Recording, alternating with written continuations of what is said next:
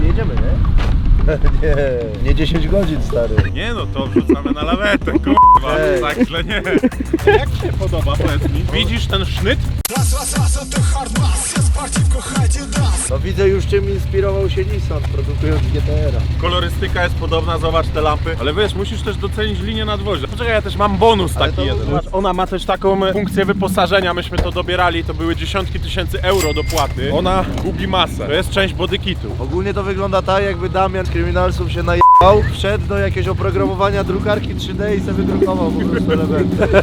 Nie, słuchaj, zobaczcie, ja też wam chcę pokazać, żebyście zrozumieli fenomen tego pojazdu. Więcej o nim wam oczywiście opowiem jeszcze. Natomiast to jest płytka ceramiczna łazienkowa, widzisz? Zmienia postać rzeczy, no tak. I to jest fragment bodykitu. Skąd on pochodzi? Ile ona waży w ogóle? Stary, nie wiem, codziennie waży inaczej. To jest Przecież piękne. wszystko zmienia, jak w kalejdoskopie. O, jest!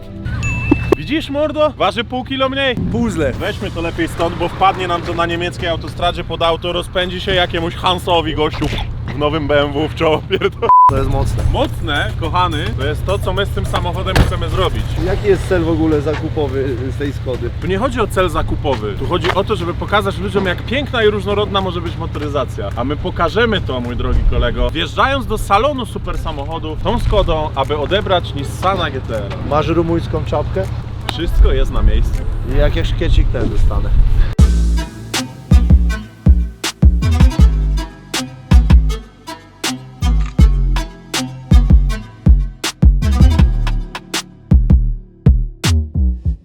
Skrajnie to będzie, moi kochani, popierdolone, jak przypominam, podniesiony ram, będzie to cudo wiózł za sobą. W międzyczasie jeszcze drobne awarie. Co tam? Elektryka szyb chyba siadła. Co ty się nie możesz... Ramka się złamała. Kur...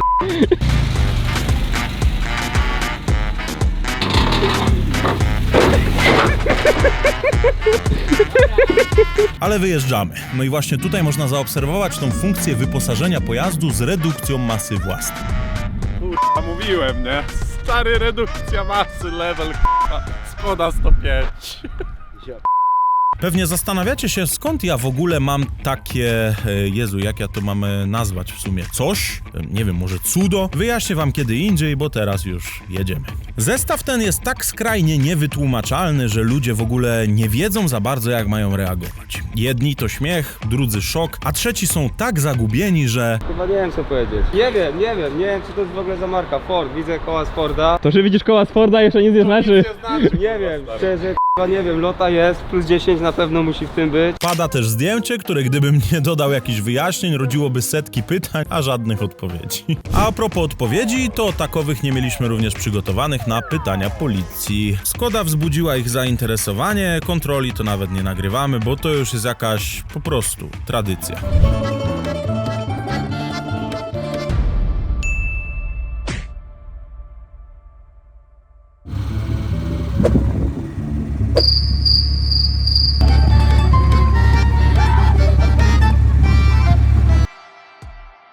Ogólnie wjechaliśmy Hansa, stary, w niezłą sinusoidę emocji.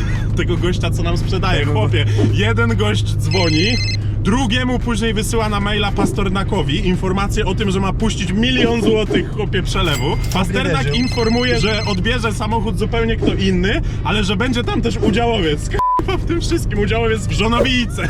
W Żonowice i w kaszkiecie, stary, no i I przyjeżdża z Skodą 105. On, stary, nie wierzył, on w ogóle do nas nie podchodził poważnie i nagle przyszedł przelew i on dzwoni i mówi: a może bym wam hotel pomógł ogarnąć, panowie, gdzie wy chcecie zostać, o której będziecie? uwierzył, żeby znowu, stary, zniszczyć mu psychikę, stary. On, stary, uwierzył, dostał 1 000 000 złotych na konto i teraz, przyjeżdżamy z Skodą 105. Ja mam knapa Lidla, stary, na nodze. Myślę, że mimo wszystko on, stary, ogarnie, że tutaj jest, wiesz, przywózka komediowa, nie? Słuchaj, ogarnąć, że jest komediowa może, nie? Ale zobaczy coś takiego pierwszy raz w życiu. To jest bez pierdolenia, niemożliwe, że chłop widział coś takiego, nie? A ten salon, tam są super fury jakieś, nie? Same. Najlepsze jest to, że my tam jedziemy i nic nie wiemy, nie byliśmy tam w ogóle na testach. I my nie wiemy, czy chłopy tam są w garniturze, w koszuli, Są handlowcy w Pradzie. a my jesteśmy kupcy w Skodzie. Ale jedzie to nawet, nie? Bo nie wiem, czy ty wiesz, ale patrz, jak tu się... Weź suń girę. To jest hydrołapa.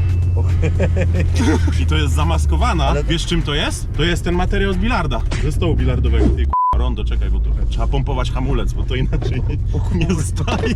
5000 obrotów, stary. Jedziemy dalej. Ja mam but w podłodze jak coś. Pod górkę byśmy już nie szli. Ej, Niemcy nie wiedzą co się dzieje. Hans jeden z drugim chłopie. Gość Passatem prawie właśnie wjechał w znak. Pompować hamulec. A few moments later.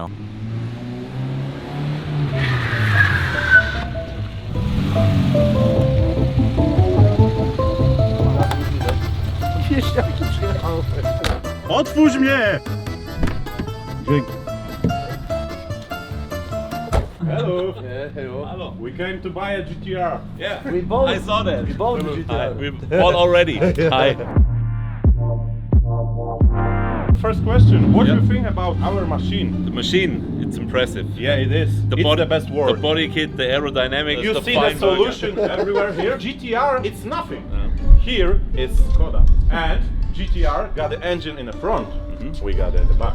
Like Really? Porsche. Look at the bag. Yeah. I think that Look. GTR is inspired by this Skoda. Yeah, it's for sure. You see it? Yeah. What's that? The vent for the trunk. Beer is already cold, No, but no. the beer is the There is engine. engine. Engine. Yeah. What engine are you running in this car? This Hayabusa. is Hayabusa, yeah. Really? No. Not really. that was not that sound, yeah? Yeah, it was not that sound. 1.1. Original engine. Yeah. We came here from Poland. With this car? Yes. On the trailer? No. Own tires? Yes. Great. You want to sit inside? You can think it's dirty or something like that, but it's not. It's that the Polish Alcantara wheel? This is the best Mexican Alcantara, okay. yeah. And this is from ZSRR, Okay, I see that. yeah. And this is Catapulta. for the triple B turbo. Huh? no, this one is Catapulta. Okay. Yeah. When you throw it, then it explodes. Yeah, and look, we got something better. We got a hydraulic brake. I saw that, and the neighbors saw that too. So we have to wait 2 minutes, and then the police is here. Nice to meet you. Now Nice for to real. meet you. Yeah, come here. Yes. And now we can go take a GTR. Yeah, right. We do that. Come inside, please. Ja nie mogę teraz rozmawiać, bo wchodzę po GTR-a, no. No GTR-a do fejmu żeśmy.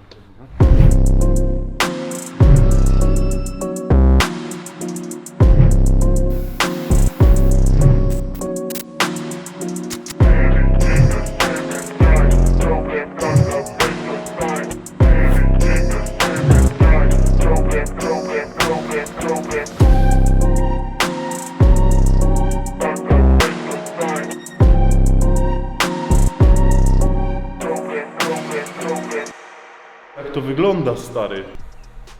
So it's a special car because it's a 2020 track edition, 281 kilometers, one owner, and this owner was, he bought that car, then he drives to the service, he drives back, he drives to the service, he drives back, and nearly a brand new car. Tytanowe końcówki układu wydechowego są. Patrzcie na stołki. Ja wam więcej później opowiem o tych fotelach, bo to nie jest byle temat te fotele, ale zobaczcie na to.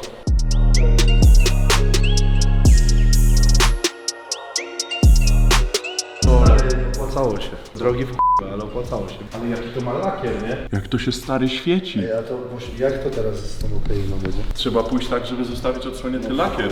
To Ten lakier jest tak do***any, że tego nie można stary tak rozmienić. To trzeba tylko PPF-em komuś stary cały okleić, żeby ten lakier był wieczny, nie? Większe hamulce, zawieszenie Bilsteina z Nismo, wahacze z Nismo, usztywniona podłoga stary tu jest, karbonowy dach, akcesoryjna karbonowa lota, samochód jest lżejszy, bardziej sztywny, ma inne fotele. To jest stary samochód torowy na co dzień. To jest pojebany. Ej, widziałem GTR-y już nieraz, bo nie będę palił Jana, że widzę GTR-a pierwszy raz w życiu, nie? Ale ten to jest nie byle jaki GTR, stary. Ten dźwięk jest satysfakcjonujący. Dawaj, wsiadaj. I naprawdę to jest nowy GTR, stary. Jeszcze nowością. Jak to ma 281 km przebiegu, 281 km przebiegu Track Edition, który ostatni w tym roku wychodził z tymi stołkami i w takim konfigu, nie? Stary, wiesz, jeździliśmy GTR-ami, ale ja pierwszy raz siedzę w GTR-ze z przebiegiem 280 km. To po pierwsze, że to jest nówka sztuka, po drugie to jest Track Edition, stary, to jest tak rzadkość, tam jest w ogóle blaszka informująca, że to jest Track Edition. Niech pan da kluczyki, zrobimy kolt, stary. Do you have a kiss? But where we started outside, please. A, okej. Słuchajcie, chcemy go odpalić, ale GTR-y są strasznie znane z tego, że w momencie, kiedy odpalamy je pierwszy raz, to wywalają z wydechu wody na 1,5 metra, a gość ma tutaj bardzo ładnie zrobioną halę, w związku z czym muszę przepchnąć GTR-a 1,5 metra od ściany, żeby nie narobić mu dziadostwa.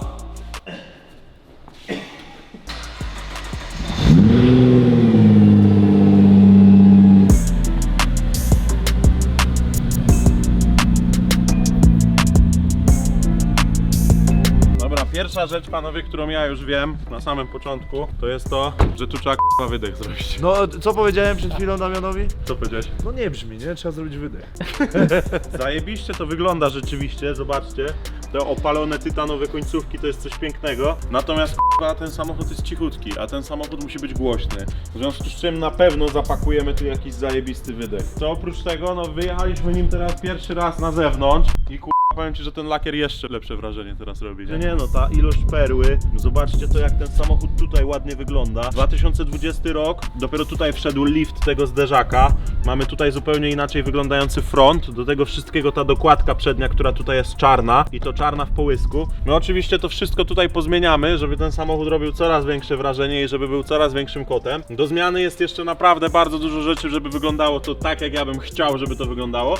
No ale o to nam chodziło, dlatego padło na samochód w 100% seryjny, żebyśmy mogli wam pokazać, jak dużo w tym wypadku zmienią detale. A wierzcie mi, że te detale zrobią tutaj gigantyczną robotę, a ten GTR już niedługo będzie wręcz nie do poznania. Gościu, zapinamy pasy i pierwsze metry pokonane GTR-em. Nie mówimy ludziom, że jedziemy bez rejestracji. Jak to nie? Właśnie im powiedziałeś. Nie mamy rejestracji, nie mamy nic. Mamy tylko dokumenty, że żeśmy go kupili. I musimy przejechać do przyczepy 3 km stąd. Co ciekawe, w miasteczku, w którym jesteśmy, gdzie mamy postawioną przyczepę, jest komisariat Policji Autostradowej. Chłop mi powiedział, że 3000 euro zapłacił mandatu tylko za to, żeby miał auto poszerzone o 5 mm z lewej i z prawej. Czyli nie uzyskało homologacji. No Nie? wiem. Poprzedni właściciel miał innego GTR-a, 10 000 km w ciągu 5 lat nim zrobił i miał wypadek, nie ze swojej winy, nie? Później kupił tego GTR-a, zrobił nim 210 km, już no nie umiał po prostu nim jeździć, bo cały czas miał flashbacki do wypadku. Nie? Dlatego tak mało ma przebiegu. Tak. 281 km, my właśnie zrobiliśmy 1,3 km. Pierwszy kilometr, achievement get. I jeszcze nas policja nie j***a. Dobra, zagrzał się, patrzymy jak to jedzie.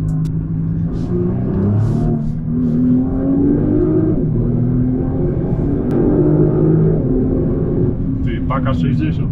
I dalej nie było 100% gazu. Zadowolony stary z tego. I nie przyłączyłem jeszcze na tryb sportowy.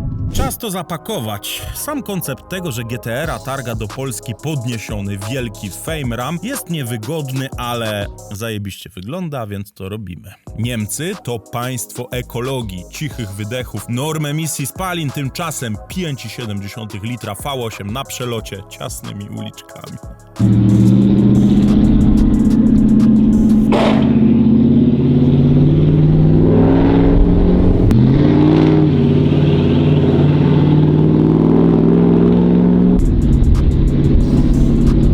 Pewnie teraz osoby, co mają pojęcie o transporcie, mają nas za niezłych Januszy ciągnięcia samochodów. Przecież Nissan cięższy powinien więc dociążyć haka, lepiej by nam się wtedy jechało niż cała masa przeniesiona na tył. Ale, uwaga, stawiamy na dobro GTR-a ponad wygodę. Jest nowiutki, z rama sypie kamyczkami na trasie, więc jego naturalną tarczą została Skoda. I uwaga, udało się. Nasz jakże bujny zestaw po 14 godzinach dojeżdża do kraju, a ja mam dla was fajną niespodziankę. One są dwa. Tak jest, dobrze słyszycie. Są dwa. Parę tygodni temu, w wyniku dość sporego zbiegu okoliczności, w moje ręce trafił karbonowy, cały oklatkowany i posiadający zakuty motor Nissan GTR. A o sytuacji, w jakiej do mnie trafił, może jeszcze kiedyś będzie okazja, żeby wam szczegółowo opowiedzieć. W każdym razie, taki, jakiego go widzicie, jest... Szukam najbardziej właściwego określenia i chyba przychodzi mi do głowy tylko... niedopuszczony do ruchu. Nie no, właśnie w sumie to dopuszczony. Blachy ma, przegląd jest, ubezpieczenie jest. No to raczej może jednym słowem jest po prostu pojebane. Sporo przy nim do poprawy, żeby było po mojemu. To jak stoi teraz, to wykonanie poprzedniego właściciela.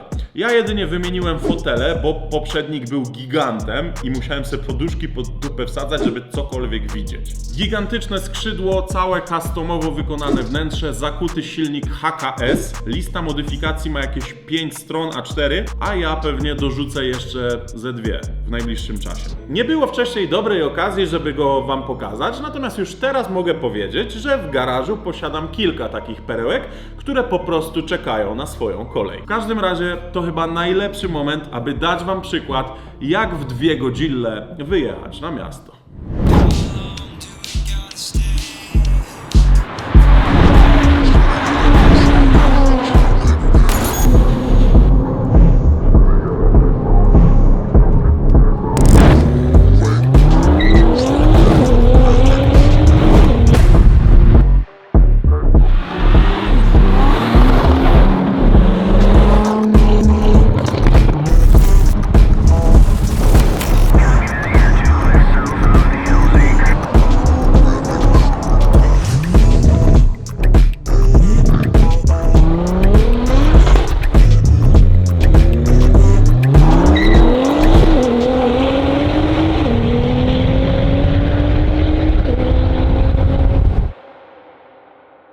Ajajajajajajaj. Jazda dwoma GTR-ami R35 po mieście, oczywiście w granicy zdrowego rozsądku, żeby nie narobić dziadostwa, to jest spełnienie marzeń z dzieciństwa. Wręcz powiedziałbym, że mokry sen i mimo, że teraz wpakowałem się w korek, to fajnie mi się w tym korku stoi, bo widzę w lusterku drugiego R35. I ktoś z was, kto zgarnie tą R35, wygra i pozna kogoś innego, kto ma takiego Nissana, to zazdroszczę tego, jak na dwie japońskie legendy będziecie sobie śmigać normalnie po mieście. I to jest mokry sen za czasów dzieciaka, kiedy wieczorem lecieli Szybcy i Wściekli i oni na te kilka samochodów jeździli, później z niego wysiadali, zbijali pionę i szli zjeść kolację do Toretto, tego grilla, to barbecue. To jest tak piękne, to budzi tak pozytywne emocje, że R35 to naprawdę z podkreśleniem legendarne wozy. Cieszy mnie to jak małe dziecko. Zresztą myślę, że cieszyłoby każdego fana motoryzacji.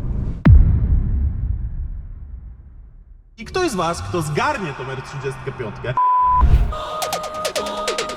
ja to jak dziecko, nie? Klikam sobie pilocik i w garażu otwiera mi się R35, ale użyłem określenia ktoś, kto zgarnie to R35. I ja teraz mówię absolutnie poważnie. Pewnie zastanawiacie się, dlaczego tak powiedziałem. Ja nie bez powodu pojechałem z Michałem po ten samochód do Niemiec. Nie bez powodu, ze względu na to, że Michał jest współdziałowcem Fame MMA. A my ten samochód właśnie... Tiger cisza, to tylko kurier, kurwa. On tu przyjeżdża codziennie, widzisz go co 12 godzin. Chłopie, nie szczekaj na niego.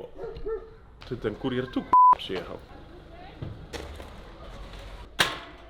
Bo we współpracy z Fame MMA będziecie mogli wygrać tego Nissana GT-ra R35. I ja teraz, powiem wam szczerze, od dzieciaka chciałem Nissana, a teraz klikam pilota i w moim garażu chwilowo zamiast Lambo stoi sobie taki właśnie Nissan. I to może czekać każdego z was. Ale to jeszcze nie teraz. Akcja się jeszcze nie zaczyna. Ja realizuję to we współpracy z Fame'em podczas Fame MMA 18, które odbędzie się w maju. Natomiast wtedy samochód będzie już do zgarnięcia. Ale nie w takim wydaniu, jakie widzicie za moimi plecami. Przed nami jeszcze jeden materiał, który opisze to, co ja z tym samochodem zrobiłem. A plany mam naprawdę sporo. Dorzucę do tego jeszcze setki tysięcy złotych, aby finalna wartość tego Nissana, który będzie do zgarnięcia, przekroczyła 1 000 000 złotych. I to grubo. Myślę, że realnie w okolicach 1,2 miliona polskich cebulionów. Żeby już nie przeciągać, mam nadzieję, że wytłumaczyłem wam, co kryło się pod hasłem, że ktoś z was może zgarnąć ten samochód. Może właśnie ty, mój kochany ziomku. W związku z czym oglądaj dalszą część materiału, aby dowiedzieć się jak najwięcej o swojej przyszłej furze, a my bez zbędnego przeciągania lecimy coś pojeździć i coś wam poopowiadać. Czysto teoretycznie, więc wygląda to tak, że dostajesz takiego pilota, który w sumie w GTR-ze nie zmienił się już z 15 lat, ale to nic, bo jest niezmiennie legendarny. Klikasz guzik od otwierania i majestatycznie Godzillę odpalasz, a następnie wytaczasz, aby wyjechać na miasto. Zaczynasz od chwycenia za pas i wpięcia, bo przecież bezpieczeństwo to podstawa. Następnie klikasz i zamykasz bramę wjazdową. Drugi guziczek otwierasz bramę wjazdową na posesję i siedząc wewnątrz GTR-a nie ma wątpliwości, że jesteś w samochodzie sportowym. Mimo że wnętrze tych samochodów teoretycznie nie różni się już od tylu lat, od ilu GTR jest produkowany, to coraz lepiej tutaj wewnątrz to wszystko jest wykonane. Rzeczywiście, skórka do tego wszystkiego naprawdę nic nie skrzypi. Tutaj jest mięciutko. Ja jeszcze wewnątrz zastosuję pewne zmiany. Później wam o nich opowiem. Natomiast nie mogę odmówić. Siedząc w GTR-ze, a zwłaszcza w nowym GTR-ze, wiesz, że jesteś w szybkim samochodzie. To, jak to wszystko jest tutaj wyprofilowane w stronę kierowcy, to, jak kierownica siedzi w rękach i to, jak klikniemy sobie jeden magiczny przycisk w prawym górnym rogu, a następnie wyświetlają się nam wszystkie możliwe zegary GTR-a, to naprawdę nie pozostawia żadnej wątpliwości, w jakim samochodzie siedzimy, a siedzimy w nie byle jakiej legendzie. Dlaczego Budda robi ten samochód z Fame'em? Pewnie się sprzedał. No, na pierwszy rzut ucha albo oka można by tak oczywiście pomyśleć. Natomiast ja uważam, że nic bardziej mylnego. Wy jesteście bardzo zainteresowani tym, aby jak najczęściej móc wygrywać i grać o samochody, które są przeze mnie składane. A ja, tak jak wam powiedziałem, nie chcę cały czas zaspamowywać kanału tym, że możecie coś wygrać, cały czas wam wrzucać, wygrywajcie, grajcie i tak dalej, i tak dalej. W związku z tym budujemy Budda X Fame. zajebista sytuacja win-win. Wy możecie wygrać samochód i to nie byle jaki. GTR R35 to według mnie był jedyny samochód, który był w stanie przebić M3 CS swoją legendarnością. M3 pochodziła od Isamu, w związku z czym była to nie byle jaka M3. Do tego wszystkiego wersja CS 1 na 1200 sztuk. Ale tutaj mamy Godzilla R35. Samochód, który wśród fanatyków motoryzacji od najmłodszych lat budzi olbrzymi uśmiech na twarzy. Dlatego właśnie padło na ten wóz. Ale co oprócz tego? Realizuję ten projekt z Fame'em, czyli z marką, o której ja zawsze na przykład na wywiadach ciepło się wypowiadam. Co prawda, walczyć u Fame'u nie mam czasu. Oprócz tego, zwyczajnie mi się to nie opłaca finansowo. Ale marce zawsze towarzyszę. Od 4. gali jestem praktycznie na każdej. Zawsze wspieram i ciepło wypowiadam się na temat tego, co realizują chłopaki. W związku z tym fajnie będzie zbudować dla nich samochód, który wy będziecie mogli wygrać. Jakie są jeszcze oprócz tego plusy? Ja wcale nie mam zamiaru was robić oprócz tego, oczywiście ten kanał na tym zarobi. Przecież nie będę wam nawijał makaronu na uszy, że ja nic na tym, że zbuduję ten samochód dla Fame'u i że Fame go wam rozda, nie zarobię. Wcale tak nie jest. Oczywiście, że zarobię. Na tym polega ten biznes. Jeżeli komuś to nie pasuje, to niech nie bierze udziału. Natomiast jak pewnie widzicie, w bardzo fajny sposób reinwestujemy te pieniądze w to, aby dostarczać wam coraz grubsze treści. W związku z czym ktoś wygrywa samochód za dosłownie parę złotych. Do tego wszystkiego dostarczamy fajne emocje, fajny content podczas budowy tego samochodu. Realizujemy to w sposób bardzo rzetelny i uczciwy, a na koniec zarabiamy na tym pieniądze, które później reinwestujemy w to, żeby móc wam dostarczać coraz grubsze i coraz fajniejsze treści. Uważam więc, że nie do końca można nazwać to sprzedaniem się, chociaż oczywiście każdy ma prawo do własnej opinii. Uważam natomiast, że jest to idealna symbioza, w której ja buduję samochód, dostarczając wam zajebiste treści dla fajnej marki, za którą w bardzo dużej części stoi po prostu mój serdeczny ziomal Boxdel. Puzzle. I jeszcze do tego wszystkiego ktoś z was zgarnie nie byle jaki samochód, bo R35 uważam, że jest najbardziej legendarnym sportowym samochodem w historii motoryzacji. To chciałem wam powiedzieć w gestii takiego po prostu wyjaśnienia. A tymczasem przerzucam się na tryb sportowy i zobaczmy, jak to brzmi w środku. Powiem wam szczerze, że nie ma co świrować, ale brzmi to zajebiście, a będzie brzmiało tylko lepiej. Zawsze w R35 na seryjnym wydechu powtarzam, brzmi jakbyśmy się mieli zaraz oderwać od ziemi, jakbyśmy startowali nie samochodem, a odrzutowcem. Ale gwarantuję wam, że będzie tylko i wyłącznie lepiej, bo mój plan przewiduje również to, żeby ten samochód brzmiał jak popierdolony. A few moments later. No i policie. Brak tablicy rejestracyjnej. Fajna ciekawostka, co kiedyś wymyśliłem. Jak policjant może dać mi mandat, ale zdecyduje się, żeby tylko mnie pouczyć, to ja wpłacam tyle, ile mogło być na tym mandacie na chorego psiaka. Tutaj mandat mógł być do 3000 zł, więc 3 koła uratowały Lunę przed uśpieniem. Bez przeciągania, lecimy dalej.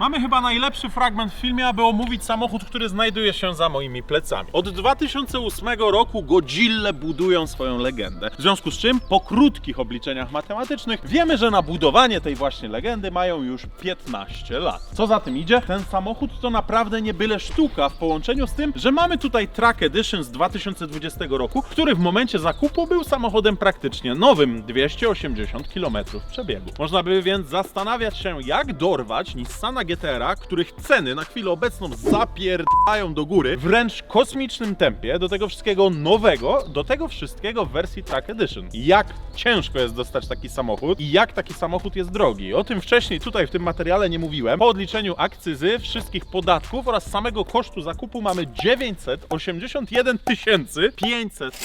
18,5 tysiąca i mamy pękniętą bańkę. I na pewno tę bańkę przebijemy. Ze względu na to, że tak jak powiedziałem wcześniej w tym materiale, ja już zamówiłem gratów do tych samochodów za parędziesiąt tysięcy złotych, a łącznie i finalnie będziemy tutaj oscylować w okolicy 1 200 300 000 złotych. Co daje nam kolaborację Budda z Fame'em najgrubszym rozdaniem w historii polskiego YouTube'a, bo nie dość, że przebijamy bańkę, to nie przebijamy jej o 10 czy 20 tysięcy złotych, tylko przebijamy 1 000 000 o paręset tysięcy złotych. R35 za moimi plecami to naprawdę żywa legenda. Uznałem, że to będzie zajebisty temat, aby wejść w czterobuta, który jest samochodem naprawdę kosmicznie szybkim, po tym jak do wygrania była M3, która była napędem na tył. Wielu z was mogło się po prostu bać, uznać, że wolałoby czterobuta. W związku z tym chyba lepszego kandydata niż GTR nie ma. Wszystkie możliwe kontrole trakcji tutaj zostają, ABS zostaje. W związku z czym może być to samochód zwykły, do jazdy na co dzień. Ale przełączamy przyciski w tryb R, wyłączamy kontrolę trakcji i mamy już naprawdę samochód, który wręcz z fabryki przystosowany jest do bicia wszelkich rekordów, zwłaszcza w wersji Track Edition. 2,8 sekundy do set. Czy ja zostawię tutaj seryjną moc na poziomie 591 koni i 651 Nm momentu obrotowego? Tego jeszcze nie wiem, dowiecie się tego w kolejnych materiałach. Natomiast na pewno Track Edition to nie tylko i wyłącznie nazwa. Po pierwsze, mamy tutaj wewnątrz plakietkę Track Edition, która już podnosi nam wartość samochodu i oprócz tego, jak GTR-y na chwilę obecną idą do góry, w wersji Track Edition idą jeszcze bardziej. Wewnątrz fotele kubełkowe, fotele Recaro, fotele z karbonowymi plecami, fotele, które w ostatnim roku produkcyjnym 2020 były wrzucane do wersji Track Edition. Karbonowa tylna klapa bagażnika. Opcjonalnie również karbonowe skrzydło, którego tutaj ktoś nie dorzucił do konfiguracji, ale ja już dziś mogę wam powiedzieć, że na pewno to zrobię. Oprócz tego zawieszenie. Bilstein, zawieszenie z Nismo, szerszy rozstaw osi, a gdyby tego było mało, również bardziej wydajne hamulce. Track Edition jest lżejszy, szybszy, lepiej hamujący i lepiej trzymający wartość. W związku z czym opłacało się wybulić 980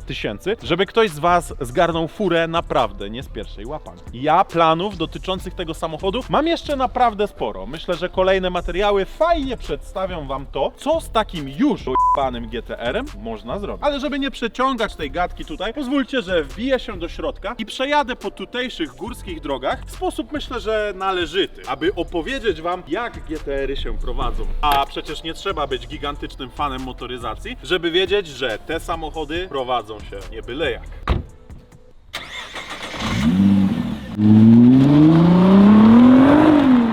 Ale pewnie wielu z was od początku tego materiału gdzieś tam z tyłu głowy podprogowo zadaje sobie pytanie, ale dlaczego oni po tego GTR-a pojechali tą Skodą z Boxdelem? No ja już wam wyjaśniam. Rzeczywiście mogliśmy pojechać na przykład Hurakanem, dałoby nam to zajebistą miniaturkę GTR plus Hurakan, ja Michał, dałoby nam zajebisty tytuł, jedziemy do Niemiec po GTR-a, Hurakanem STO, natomiast to nie jest najważniejsze w tym wszystkim. Ja z Michałem na co dzień mamy do siebie naprawdę dość sporo dystansu, uważam. Bardzo często dość mocno sobie z siebie żartujemy. No i myślę, że to była kwintesencja tego naszego w cudzysłowie humoru, ze względu na to, że Michał założył tą żonobijkę, wielki chłop wsiadł do tej Skody 105, ja klapki Lidla, oryginalny przywieziony prosto z Rumunii kapelutek i pojechaliśmy kupić GTR-a za naprawdę dość sporą walizkę sosu do gościa, który na co dzień pewnie obsługuje klientów z klasą, właśnie tą Skodą. I to było takie pokazanie tego dystansu, to było to, że my wcale nie chcemy się tym wszystkim tak bardzo napinać i mimo, że mogliśmy tam pojechać fajnymi samochodami, to pojechaliśmy samochodem wręcz zajebistym. W każdym razie to był nasz humor, czy to było zabawne, czy nie. Dla nas to zajebista pamiątka, zajebiste zdjęcia, zajebisty materiał i dla nas to wszystko naprawdę jest fajnym humorem. Czy dla was również? Nie wiem, ze względu na to, że każdy ma prawo do swojego własnego humoru. Natomiast dla nas było super fajne i mam nadzieję, że dla was również. A teraz przejdźmy do tego, co i jak z tym Nissanem. Może najpierw posłuchajcie. Hamuje też całkiem nieźle. Zaczynają się nam pojawiać również jakieś tam małe, drobne strzały z wydechu. Znajdujemy się oczywiście na zamkniętym odcinku dróg, ze względu na to, że na drogach publicznych takich rzeczy robić nie wolno. W winklach ten samochód trzyma się jak żaden inny i to rzeczywiście mogę powiedzieć z czystym sumieniem. Ale dlaczego jak żaden inny? Ano dlatego, że GTR-y mają olbrzymio nisko środek ciężkości. Zobaczcie, prawo. On się trzyma i nawet nie uślizguje, mimo że na zewnątrz są tylko 3 stopnie powyżej zera, a my znajdujemy się na oponie typu semi-slick, na oponie letniej. Dosyć wysoka masa własna GTR-a, ale w połączeniu z bardzo nisko umiejscowionym środkiem ciężkości, ze względu na to, że napęd w GTR-ze jest naprawdę bardzo ciężki, a znajduje się przy samej ziemi. Ten samochód to bolid. 0-100 bardzo szybko. To 200 GTR-y mają zajebistą górę. Zakręty jestem bardzo przyczepny i cały czas zwarty do tego, żebyś dodawał gazu nawet w winklu, a ja nie wytnę ci żadnego psikusa i będę się trzymał tej drogi tak, żebyś nie wypierdolił pierdolił prosto w drzewo. Fotele, na których moja dupa w tym momencie spoczywa, to fotele z Track Edition. Jak sama nazwa wskazuje, stworzone są wręcz do trzymania bocznego. I tak jest tutaj, ale w połączeniu z tym, że ten fotel jest naprawdę miękki i komfortowy. Do tego wszystkiego lekkie, wykonane z karbonu, musimy znowu zejść z masą. Dodatkowo przed sobą mam wyświetlacze wykonane z włókna węglowego. Wskazówka prędkościomierza umiejscowiona tak jedynie w GTR-ze. Zaczyna się ona od tej pozycji i idzie właściwie o prawie 360 stopni. Centralnie umiejscowiony duży obrotomierz, a oprócz tego po prawej stronie wyświetlacz, który informuje nas o tym, jaki mamy bieg i czy jesteśmy teraz w trybie skrzyni manualnej czy automatycznej. Prawa strona zegarów pokazująca również wskazówkę ilości paliwa i powiem wam, że podczas takiej jazdy naprawdę sportowej znika ono w tempie wręcz zastraszającym. Nie będę wcale ukrywał, że nie, ale ten samochód trzeba jakoś napędzić. Podczas jazdy po mieście możemy zejść spokojnie na 10-12 litrów. Zarzucamy dupką i tutaj z prawej strony pod prawą ręką dotykowy wyświetlacz, który jest wyciągnięty prosto z gier wideo. Możemy tutaj wrzucić wskazanie temperatury właściwie to wszystkiego. Temperatura skrzyni, ciśnienie oleju, temperatura hamulców, temperatura opon, przekazanie napędu, czy idzie na tylne koła, czy idzie na przednie, czy idzie na oba w tym samym czasie. Mamy tutaj dostęp do absolutnie wszystkiego. Tych opcji do wyświetlenia tutaj jest naprawdę masa. Zobaczcie, możecie sobie kliknąć tu, cyk. Tutaj jest 50 pozycji, możemy sobie nawet kliknąć i pokazać, ile procent wciśnięcia pedału gazu mamy na chwilę obecną. Nie wiem, czy wy za pośrednictwem kamery to widzicie, ale teraz cyk, 40%, skok do 60%. Wcisnę pełen gaz i od razu pokazuje nam 100%. Tutaj możemy wyświetlić absolutnie wszystko i to autentycznie zostało wyciągnięte z gier komputerowych, ze względu na to, że kiedy projektowali cały ten wyświetlacz, to ich inspiracją były gry komputerowe i mówili o tym otwarcie podczas filmu dokumentalnego, który poświęcony właśnie produkcji GTR-ów. Naprawdę w tym samochodzie czujemy się, jakbyśmy zjechali z toru prosto na ulicę i szybko jechali do domu. Może czujemy się też trochę, jakbyśmy byli w grze komputerowej, bo kiedy położymy lewą nogę na hamulec, a prawą na gaz, przejdziemy w tryb zdecydowanie bardziej sportowej jazdy, to w tym samochodzie wrażenia z tego, jak on pokonuje zakręty i jak on zachowuje się podczas dodawania gazu, są wręcz okrutne. Zobaczcie. Dohamowanie, cyk, wchodzimy elegancko, jesteśmy na wyłączonej kontroli trakcji. Gdybyśmy ją włączyli, mielibyśmy jeszcze większy zapas. Dohamowanie po wewnętrznej, to auto jest niesamowite. Cyk, wychodzimy z winkla, gaz, but, 6000 obrotów, zmiana prawą łopatką. Dohamowanie od zewnętrznej do wewnętrznej, delikatny uścisk. Uślizg, znaczy nie uścisk. Kontrolujemy. Cyk, lewa, cyk. Prawa łopatka, cyk. I te dźwięki jak w odrzutowcu. Pamiętajcie, że takie rzeczy samochodami można robić tylko i wyłącznie na zamkniętych odcinkach dróg. Takich jak te. Na drogach publicznych, no nie polecam.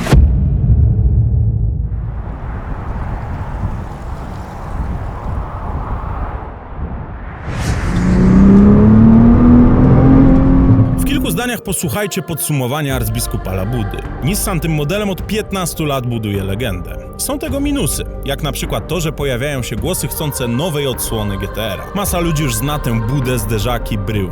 Ale czy tak do końca nazwałbym to minusem? To po prostu jest rozpoznawalność. Jest też gigantyczna ilość plusów. Inżynierowie z Japonii od 15 lat, korzystając z tego samego modelu, mają opanowane, jak ten samochód powinien pracować do jebanej perfekcji. Wyobraźcie sobie, że 15 lat, setki mądrych głów projektujących najbardziej agresywnego Nissana w historii dopracowuje rok po roku napęd, rozłożenie masy, silnik i hamulce. Przez te lata przeszli już naprawdę wszystkie bolączki pierwszych modeli z przedziału 2009 do 2016, kiedy to cały czas ludzie narzekali na przykład na napędy. W końcu w roczniku 2020 mamy elegancko wykończone wnętrze, pełno skóry, karbonu, miękkich wykończeń. System grający, który naprawdę nie odstaje od aut spod znaku BMW czy Audi.